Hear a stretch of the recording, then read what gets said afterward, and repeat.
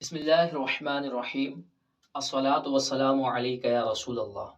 آج انشاءاللہ الرحمن ہم مراح الارواح کے درس میں کوفیوں کے دلائل پڑھنے کی سعادت حاصل کریں گے۔ اشتقاق میں اصل کیا ہے؟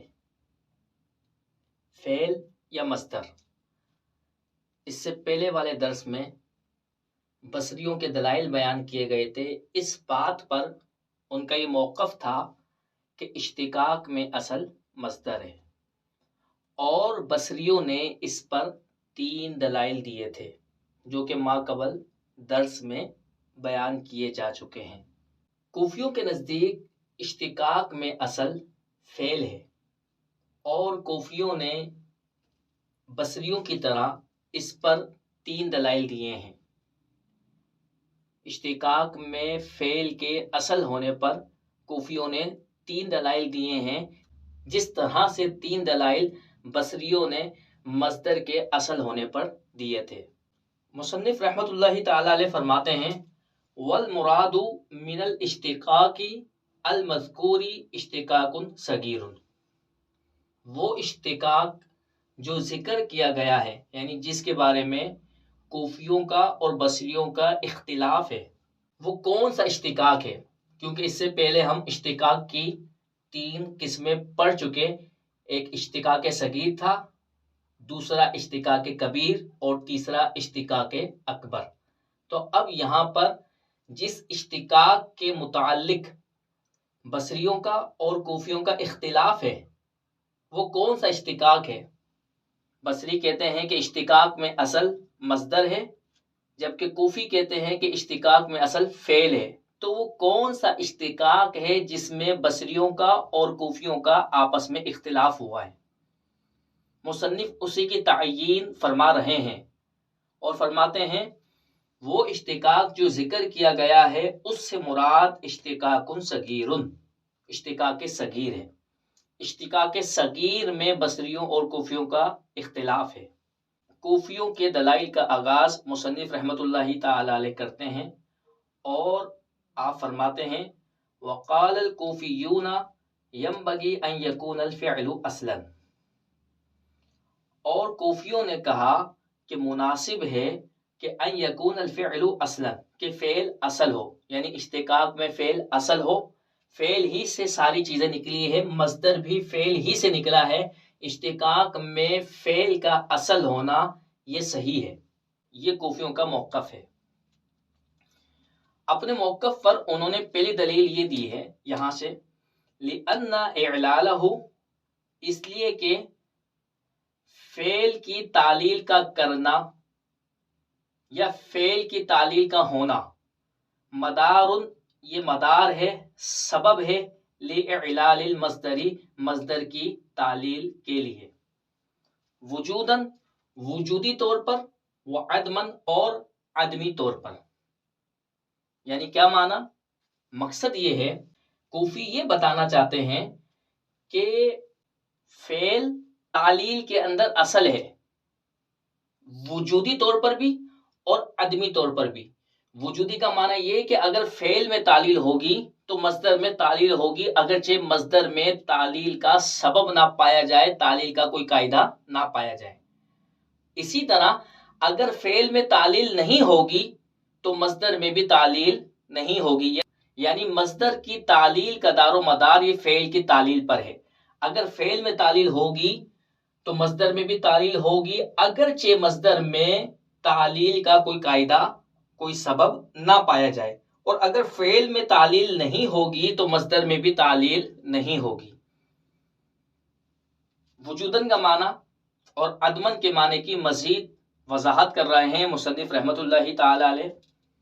اما وجوداً ففی یعید عیدتا وقام قیاما، واما عدما ففی یوجل وجلا وقاوم قواما۔ وجوداً کی وضاحت یہاں سے ہم دیکھتے ہیں مصنف کیا بیان کر رہے ہیں۔ کوفیوں کی دلیل کی وضاحت میں مصنف فرما رہے ہیں کہ دیکھیں، کوفی یہ کہتے ہیں کہ یعیدو یہ فعل تھا، اس کی اصل یوعیدو تھی، اور یوعیدو کے اندر قاعدہ لگ رہا ہے کہ یہ واو علامت مضارع مفتوح اور کسرہ کے درمیان آئی تو اس واو کو حذف کرنا واجب ہے. اس میں قاعدہ لگا تو ہم نے واو کو حذف کر دیا تو یعیدو سے یہ یعیدو بن گیا. جبکہ اسی فعل کا جو مصدر ہے عیدتن ہے. عیدتن کی اصل جو ہے وہ تھی وعدن. اب وعدن کے اندر تعلیل کا کوئی قاعدہ، کوئی قانون، کوئی سبب نہیں پایا جا رہا تھا، لیکن اس کے باوجود بھی ہم نے اس کی واو کو حذف کر دیا. اس کی واو کو حذف کیوں کیا؟ کیونکہ اس کے فعل کے اندر ہم نے واو کو حذف کر دیا تھا. یعنی فعل کے اندر تعلیل ہوئی تھی تو ہم نے فعل کی تعلیل کی وجہ سے مصدر میں بھی تعلیل کر دی، اگرچہ مصدر میں کوئی قاعدہ، کوئی قانون، کوئی سبب نہیں پایا جا رہا تھا. صرف کی ابتدائی کتابیں پڑھنے والے یہ سوال کر سکتے ہیں کہ وعدن کے اندر تو قاعدہ ہم نے پڑھا ہے صرف کی کتابوں میں کہ جو مصدر فعلن کے وزن پر ہو اور اس کے فا کلمے میں واو ہو تو اس واو کو حذف کر دیتے ہیں اور آخر میں تا کو لے کر آ جاتے ہیں، جیسے ہم یہاں پر لے کر آ گئے. تو اس کا جواب یہ ہے کہ یہ قاعدے تو بعد میں بنائے گئے، اصلاً تو تعلیل اس میں ہوئی تھی. اس کو دیکھ کر اس کی وجہ سے ہم نے اس میں بھی تعلیل کر دی. پھر اس پر جو قاعدہ بنا وہ بعد میں بنا، لیکن جو اس میں تعلیل ہوئی بذات خود تعلیل کا سبب اس میں نہیں پایا جا رہا تھا. صرف اس کے واو کو جو ہم نے حذف کیا اور آخر میں ہم تا لے کر آ گئے، وہ صرف اس وجہ سے لے کر آئے کیونکہ واو اس کے فعل میں حذف ہو گئی تھی تو ہمیں مصدر میں بھی واو کو حذف کرنا پڑا. تو مصدر کی تعلیل کا دار و مدار فعل کی تعلیل پر ہوا وجودن، یعنی فعل میں تعلیل ہوئی تو مصدر میں بھی ہوئی. وجودن کی دوسری مثال جیسے قامہ، یہ فعل تھا، یہ اصل میں قوامہ تھا اور اس کے اندر تعلیل کا قاعدہ لگا، اجوف کا قاعدہ لگا. واو متحرک ما قبل مفتوح ہے تو اس کو الف سے بدلنا واجب تھا، قوامہ سے ہم نے قامہ کر دیا. اب فعل میں تعلیل ہوئی. قامہ کا مصدر جو آتا ہے وہ ہے قیامن. قیامن کی اصل جو تھی وہ تھی قوامن. اب یہاں پر بھی تعلیل کا کوئی قاعدہ نہیں لگ رہا تھا. جو صرف کی کتابوں میں لکھا ہوا ہے وہ بعد میں چونکہ تعلیل کر دی گئی تو اب تعلیل پر کوئی قاعدہ بنانا تھا تو وہ قاعدہ بنا دیا گیا.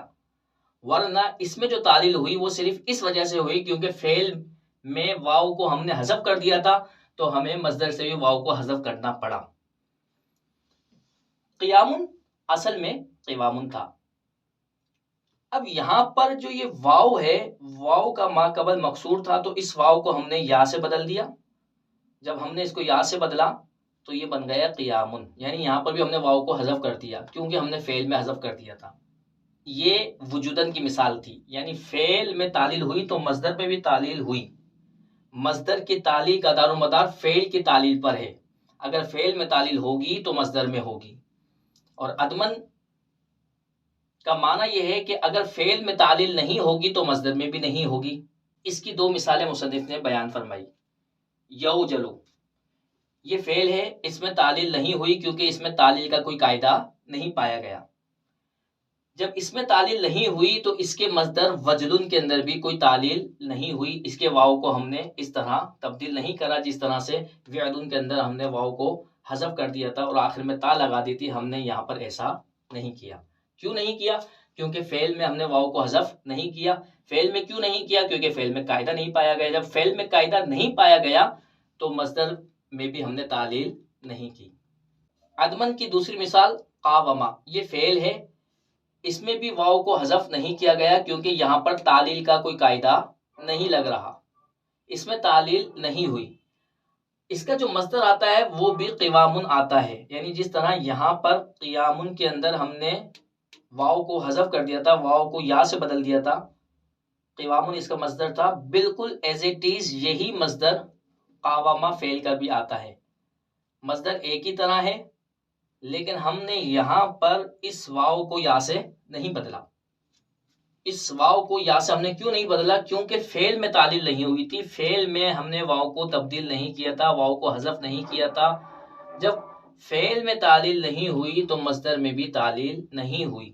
اس سے معلوم یہ ہوا کہ مصدر کی تعلیل کا دار و مدار فعل کی تعلیل پر ہے، یعنی تعلیل ہونے میں یا تعلیل کے کرنے میں اصل فعل ہے.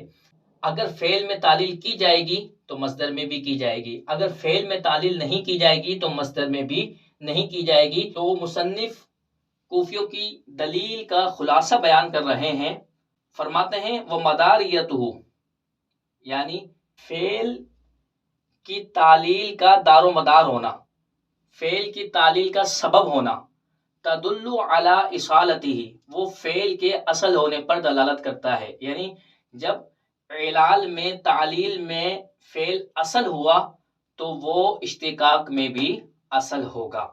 یہ کوفیوں کی پہلی دلیل تھی، جبکہ کوفیوں کی دوسری دلیل مصنف رحمۃ اللہ تعالی علیہ یہاں سے بیان فرما رہے ہیں۔ وَأَيْضًا يُؤَكَّدُ الْفِعْلُ بِهِ نَحْوُ ضَرَبْتُ ضَرْبًا، اور اسی طرح فعل کی تاکید لگائی جاتی ہے بھی مصدر کے ذریعے، نحو ضربت ضربن، جیسا کہ ضربت ضربن یہ فعل ہے اور اس کی تاکید ضربن کے ذریعے لگائی گئی۔ یہاں سے کوفی یہ بتانا چاہتے ہیں، کوفیوں کی دلیل کی وضاحت یہ ہے، آپ پڑھ چکے ہیں کہ مطبوع بھی 5 ہوتے ہیں اور مطبوع کے تابع بھی 5 ہوتے ہیں، جس میں سے ایک مطبوع مؤکد بھی ہے، اور جو یہ مطبوع ہے اس کا تابع جو ہوتا ہے اس کو تاکید کہتے ہیں۔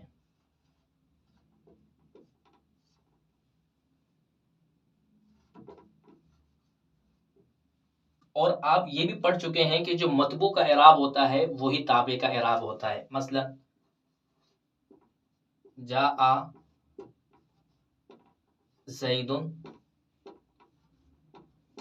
زید، تو اس میں جو پہلا زید ہے یہ مؤکد ہے، ہم نے اس کی تاکید بیان کی ہے، اس کی تاکید لگائیے دوسرے زید سے، تو یہ دوسرا زید ہوا تاکید،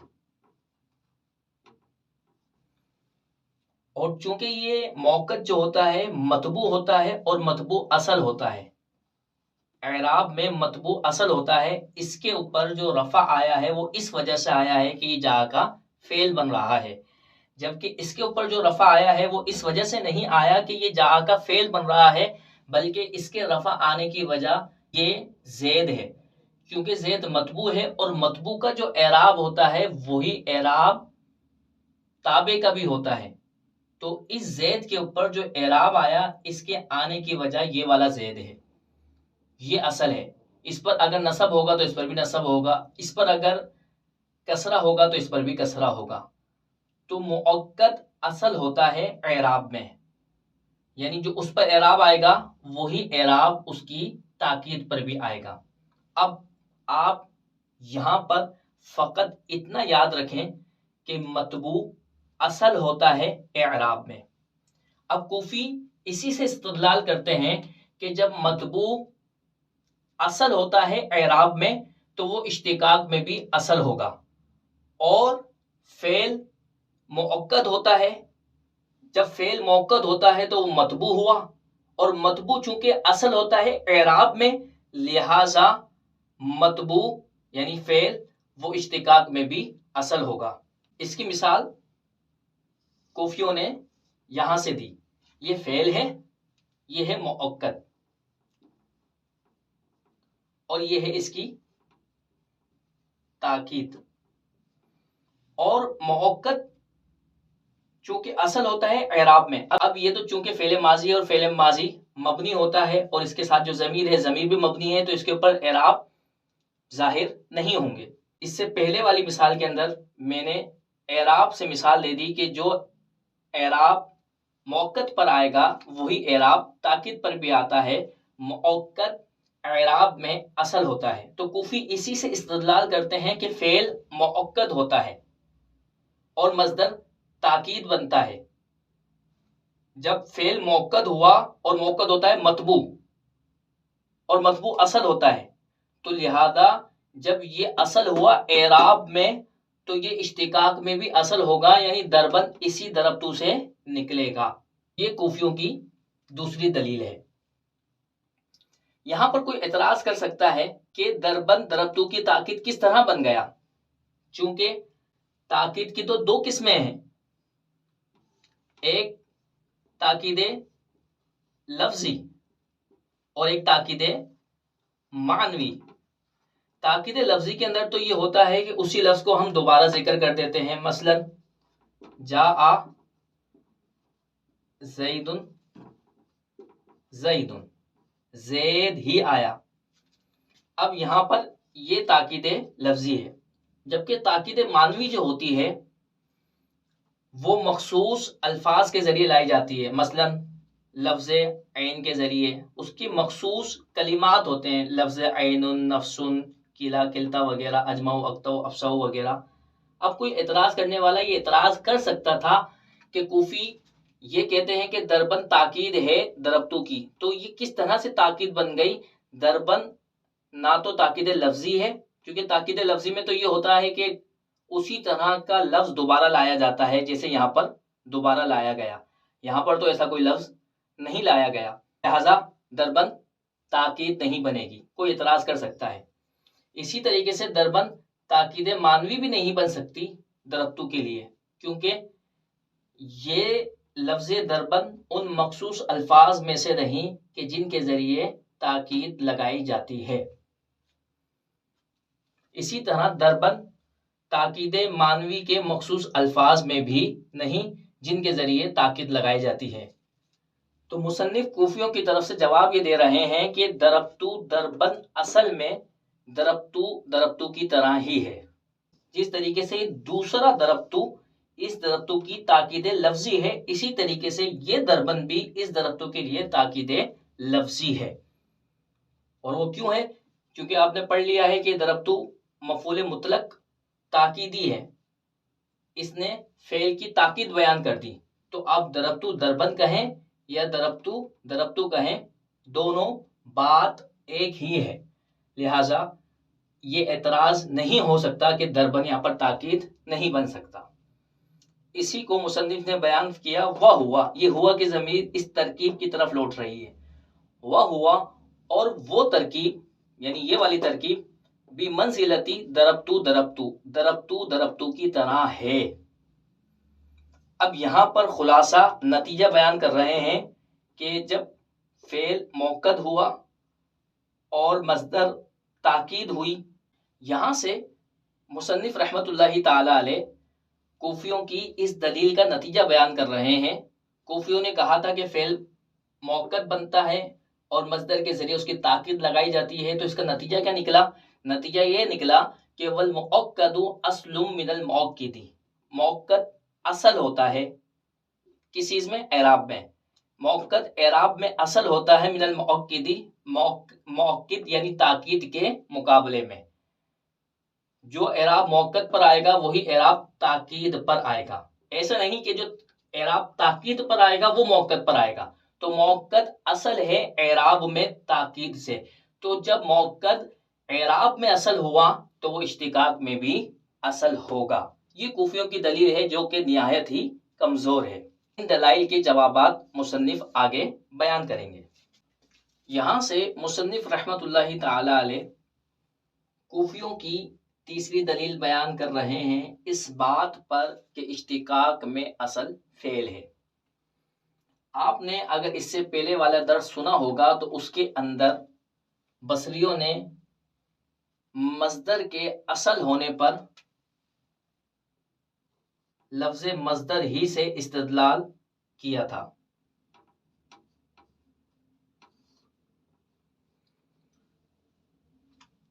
لفظ مصدر ہی سے انہوں نے استدلال کیا تھا۔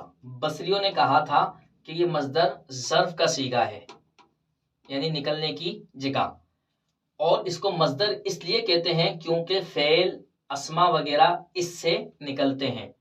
تو اسی لفظ سے بصریوں نے مصدر کے اصل ہونے پر استدلال کیا تھا، مصدر کو اس میں ظرف بنا کر، جبکہ یہاں پر کوفی اسی لفظ مصدر سے استدلال کر رہے ہیں، لیکن اس بات پر کہ یہ مصدر اس میں ظرف نہیں ہے بلکہ یہاں پر مصدر اس میں مفعول کے معنی میں ہے، اور کوفی اس پر دلیل بھی دیں گے۔